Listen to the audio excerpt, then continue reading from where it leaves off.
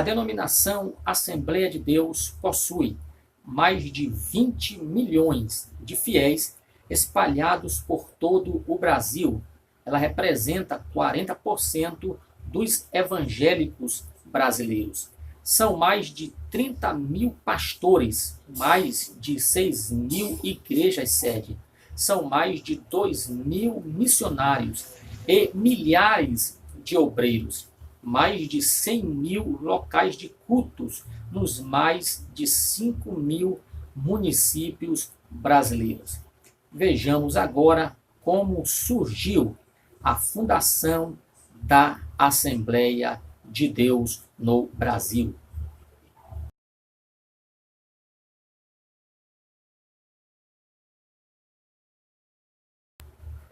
Daniel Berg nasceu na Suécia. Era um crente da Igreja Batista. Em 25 de março de 1902, com 18 anos de idade, ele desembarcou em Boston, nos Estados Unidos. Após 7 anos, retornou à Suécia e conheceu a nova doutrina do batismo com o Espírito Santo, através do pastor Levi Petrus, que fora seu amigo de infância. Retornando aos Estados Unidos, em 15 de setembro de 1909, ele recebeu a promessa pentecostal.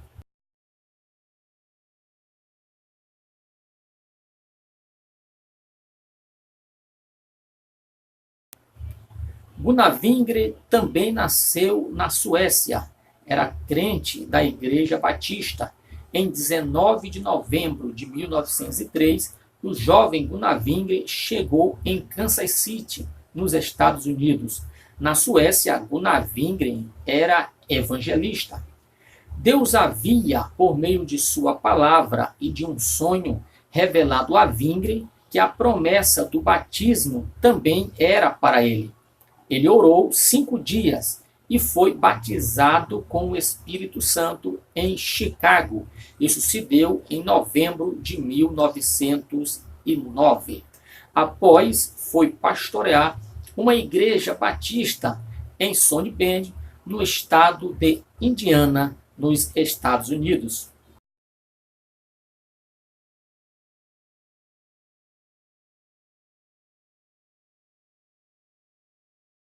Daniel Berg e Gunnar se conheceram em 1909, na cidade de Chicago, em uma conferência batista.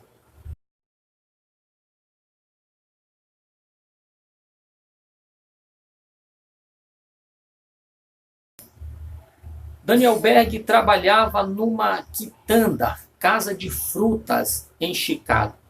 Já Gunnar era pastor de uma igreja batista na cidade de South Bend, nos Estados Unidos.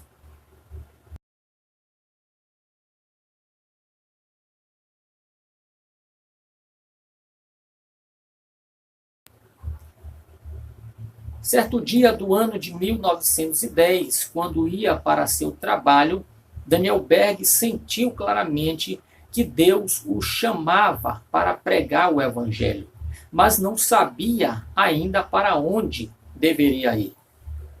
O Espírito Santo mostrou-lhe que deveria viajar para a cidade de South Bend, a fim de que, juntamente com Wingren, se regozijassem no Senhor.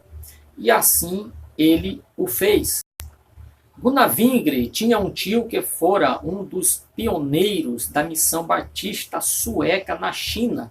E Wingren havia projetado ir para esse mesmo campo de trabalho, mas depois que Jesus o batizou, compreendeu então que o caminho de Deus para ele era outro.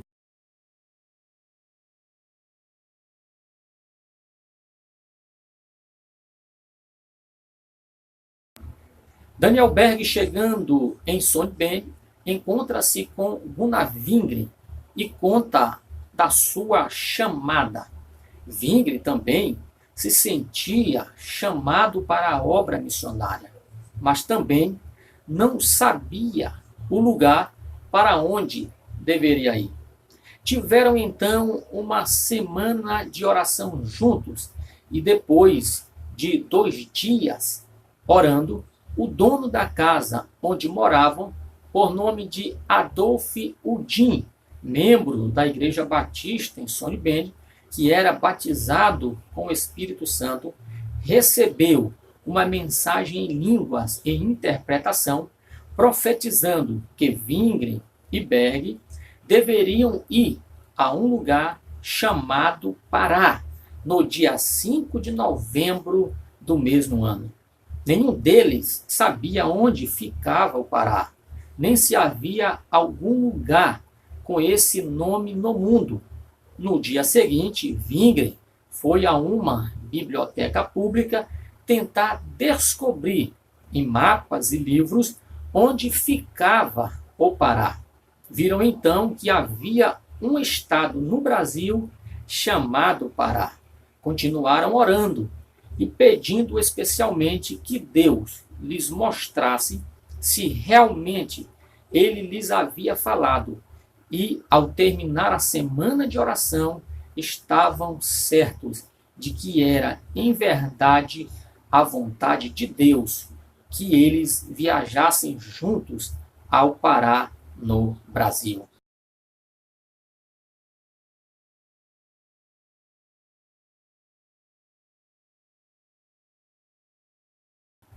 Decididos a atender ao chamado divino para a obra missionária no Brasil, Wingren deixou, em 12 de outubro de 1910, o pastoreado da igreja em Sony Bend, e Daniel Berg saiu do seu emprego numa quitanda, casa de frutas, em Chicago.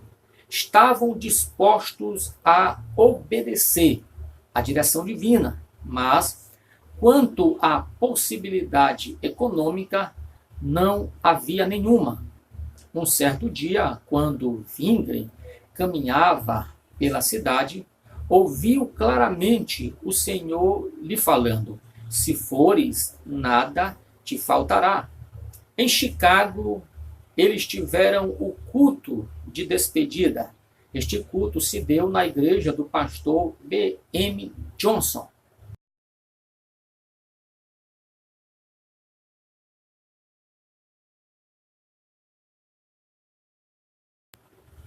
Neste culto de despedida, o pastor Johnson disse: se alguém sentisse desejo de dar alguma coisa para os novos missionários, poderia colocar as ofertas nos seus bolsos na saída do templo.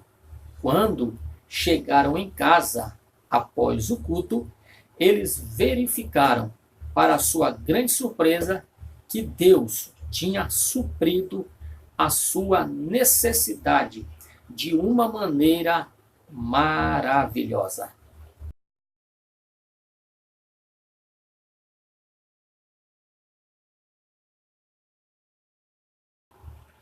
Chegaram então a Nova York.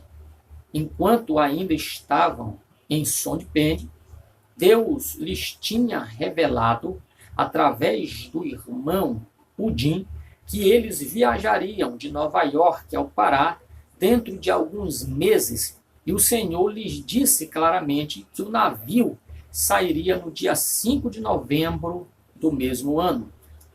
Porém, segundo as listas de barcos, não havia nenhum navio para sair naquela data. Finalmente acharam um navio inglês que tinha atrasado sua saída por causa de avarias nas máquinas, e a data de sua saída de Nova York estava marcada para o dia 5 de novembro.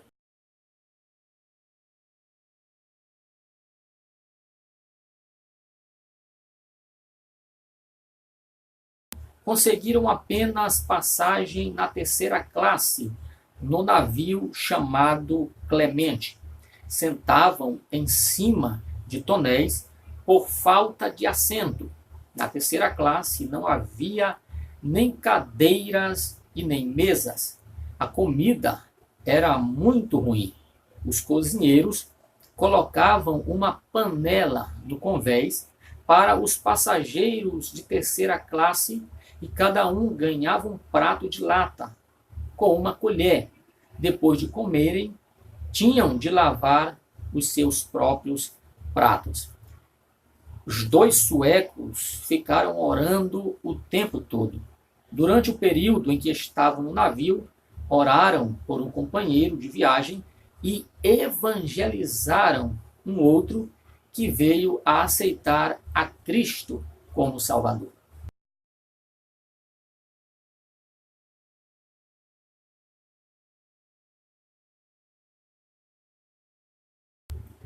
Após passarem 14 dias viajando no navio Clemente, chegaram ao Pará, uma cidade que na época tinha cerca de 200 mil habitantes.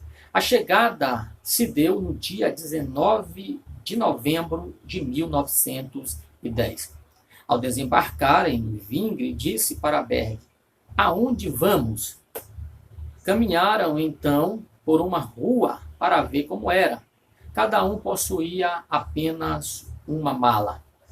Após caminharem por certa rua, chegaram a um parque e sentaram-se no banco. Oraram, pedindo a direção de Deus.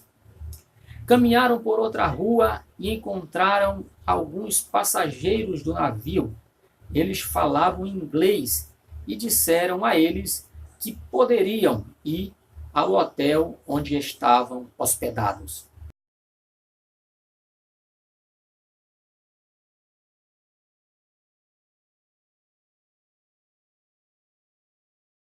No hotel encontraram um jornal editado por um pastor metodista. Ele era americano e os recebeu muito bem e se alegrou pela chegada deles ao Brasil.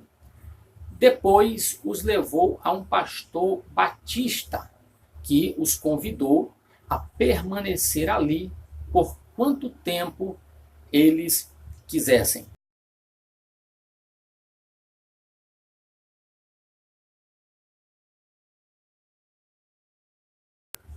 Ficaram dormindo na igreja, num corredor escuro, sem janelas e com uma porta de cada lado.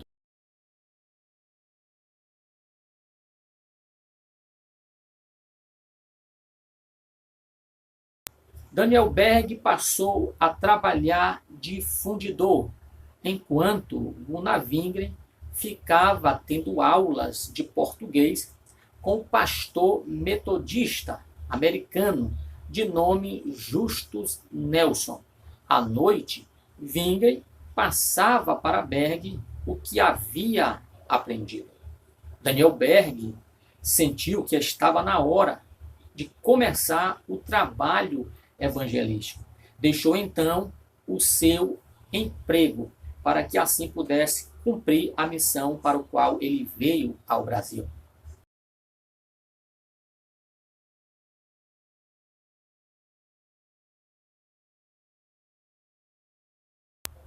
Começaram a testificar na Igreja Batista em inglês, através de um tradutor.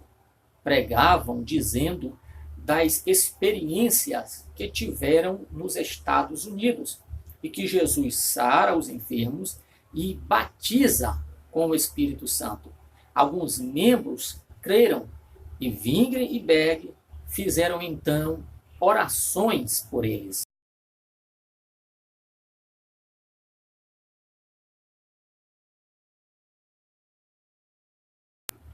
Não tardou muito a haver perturbação na igreja, pois alguns deles tomaram a posição de adversário para com esta obra de Deus e foram chamados de espíritos falsos.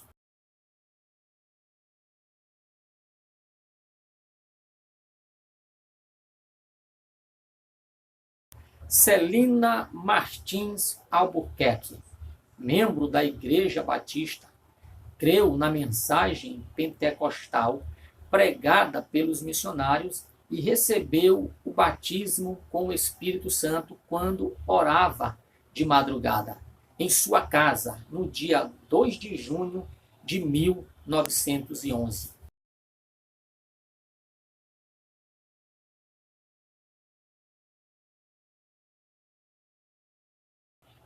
O batismo da irmã Celina e da irmã Maria de Nazaré, que era a irmã Celina, fez surgir uma discussão na Igreja Batista de Belém. Um dia, quando estavam reunidos em oração, o pastor da igreja também foi participar deste momento de oração. Ele então perguntou quantos criam na nova doutrina. 12 crentes se levantaram dizendo que criam no que haviam ouvido, porque estava de acordo com a doutrina bíblica. Estes crentes foram logo excluídos da igreja por causa da sua confissão. Daniel Berg e Gunnar Wingren tiveram de deixar o lugar onde moraram por 3 meses. Essa expulsão se deu no dia 13 de junho de 1911.